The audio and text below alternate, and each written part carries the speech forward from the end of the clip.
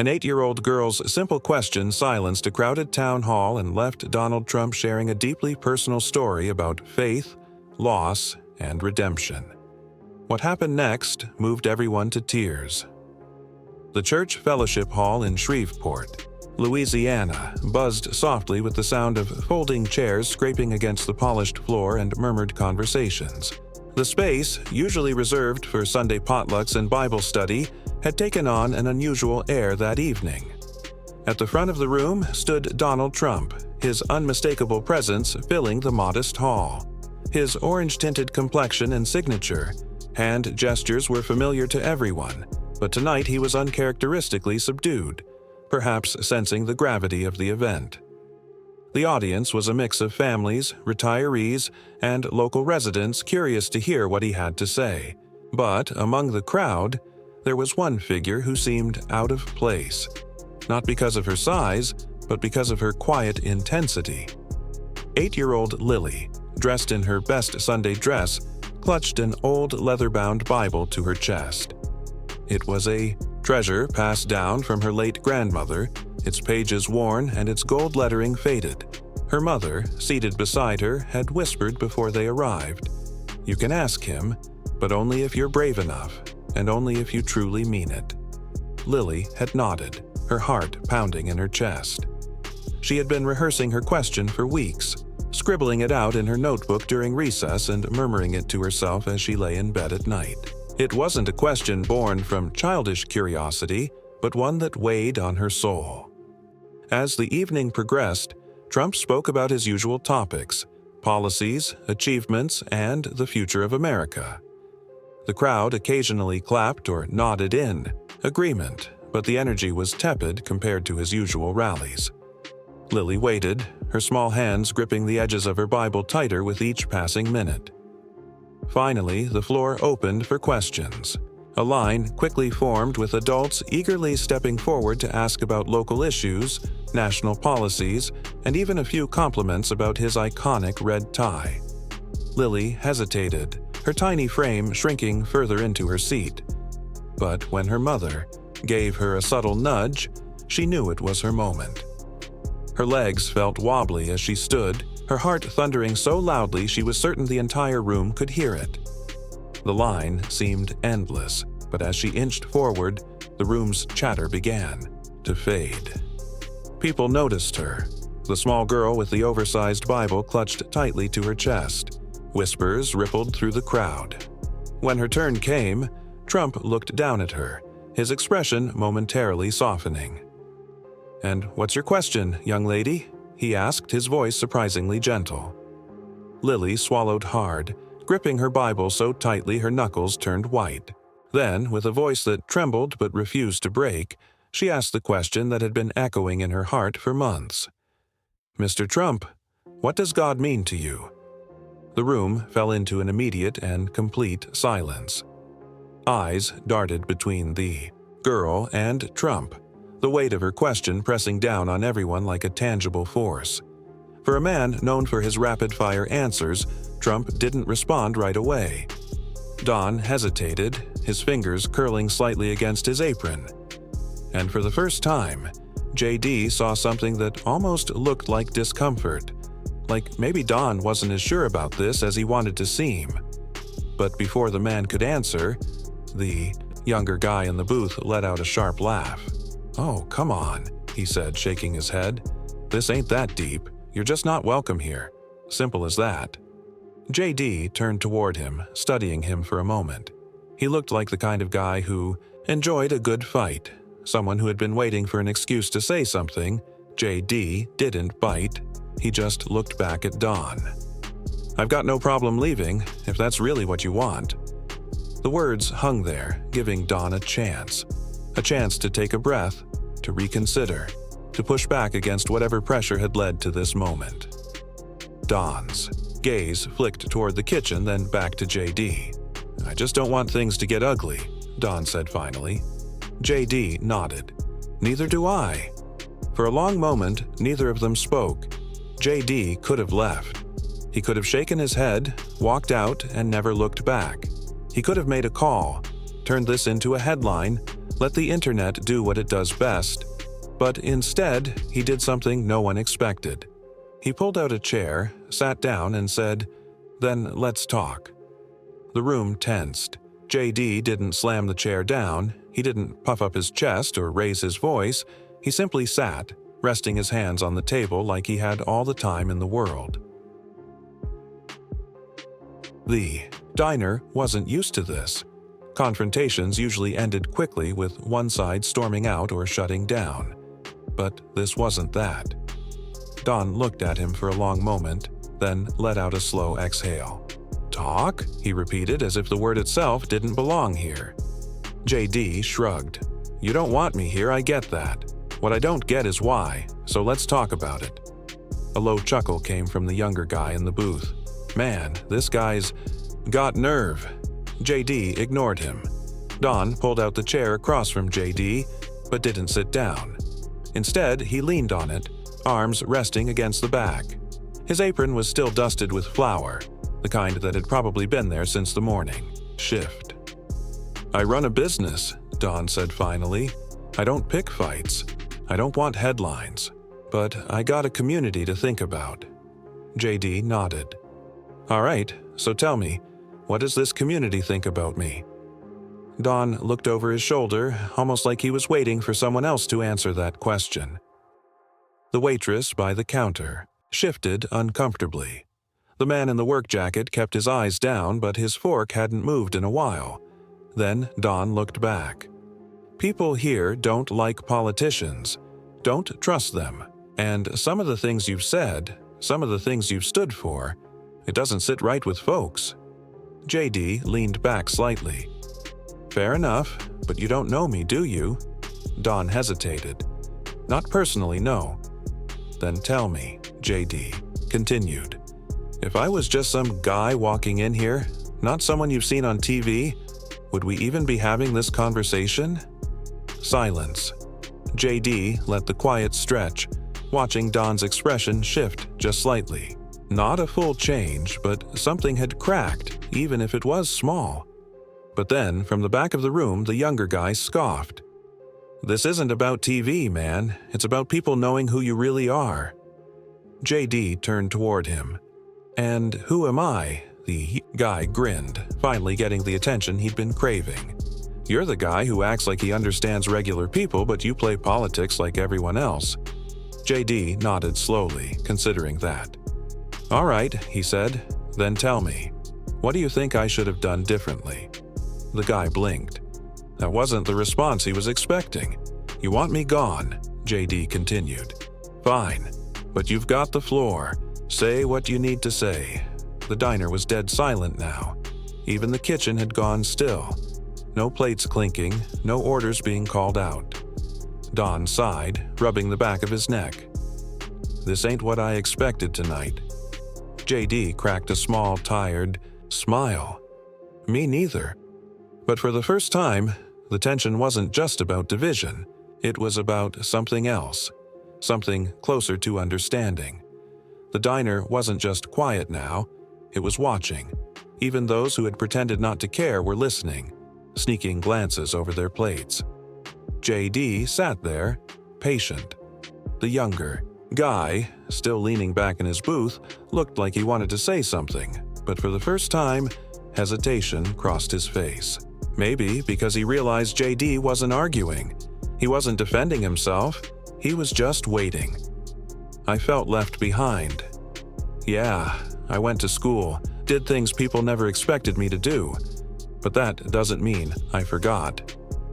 Don's fingers tapped against the chair, his expression unreadable. He wasn't dismissive, he looked thoughtful. JD glanced around the diner. "You don't have to agree with me. I'm not here to change your minds. I walked in here as a customer, not a politician. Just a guy looking for a meal." A pause.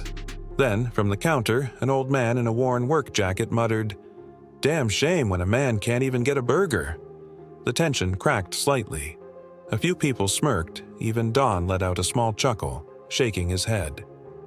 JD turned, back to him. "So, what now?" Don exhaled, running a hand over his face. He glanced toward the kitchen where the cooks were still watching, then back at JD. "I'll tell you what," Don finally said. "You sit here and finish this conversation. And if, by the end of it, I don't think you're just another guy talking a good game, maybe, just maybe, I'll have my waitress bring you a menu." JD nodded, a small smirk tugging at the corner of his mouth. "Sounds like a deal." For the first time that night, the room didn't feel divided. It felt like something else. Something closer to a conversation.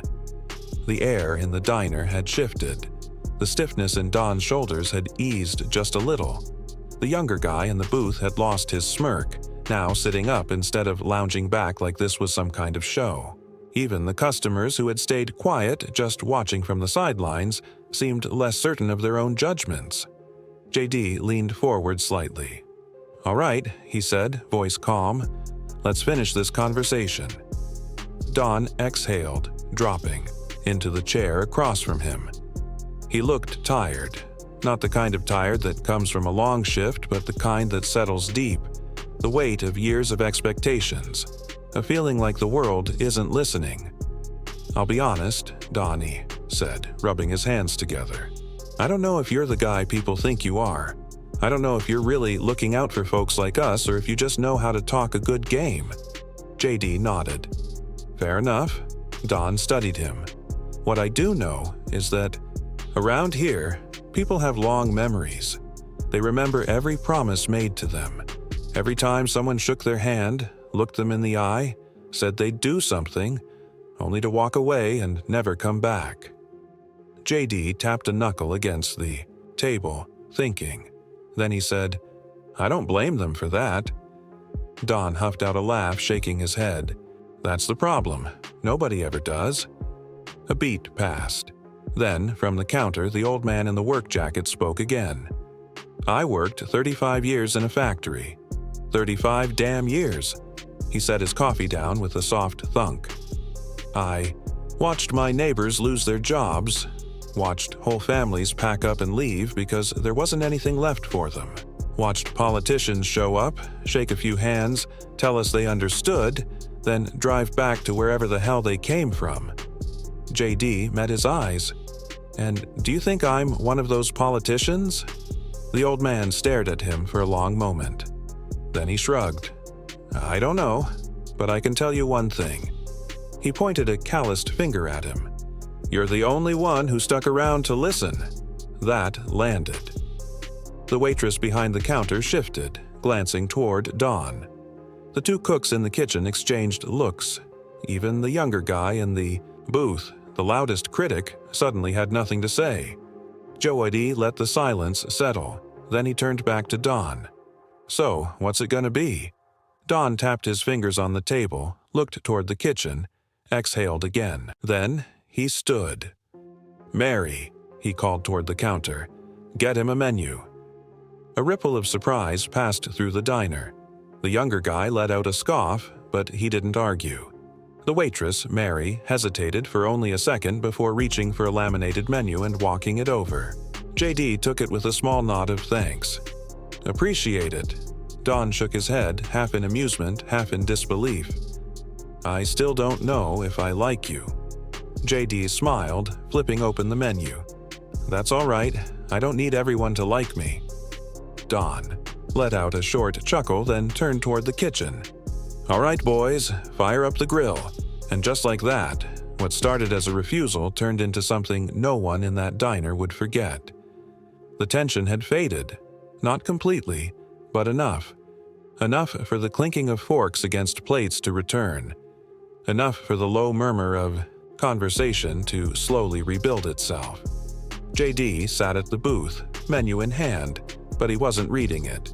He was watching Don, watching the old man at the counter, watching the younger guy in the booth, who still looked skeptical but wasn't smirking anymore. Mary, the waitress, poured him a cup of coffee without a word. He nodded in thanks. She hesitated for half a second, then muttered, "We make it strong here." JD took a sip and raised an eyebrow. "I can tell." A few people chuckled. It wasn't much, but it was something. Don was still standing by the kitchen. arms crossed, watching JD like he was trying to figure out what to make of him. Finally, he sighed and walked back over. "All right," he said, dropping into the seat across from him again. "Since you're here, tell me something." JD set the menu down. "What's that?" Don tilted his head slightly. "You ever had this happen before?" JD thought about that. Not just the rejection, because rejection was part of the job.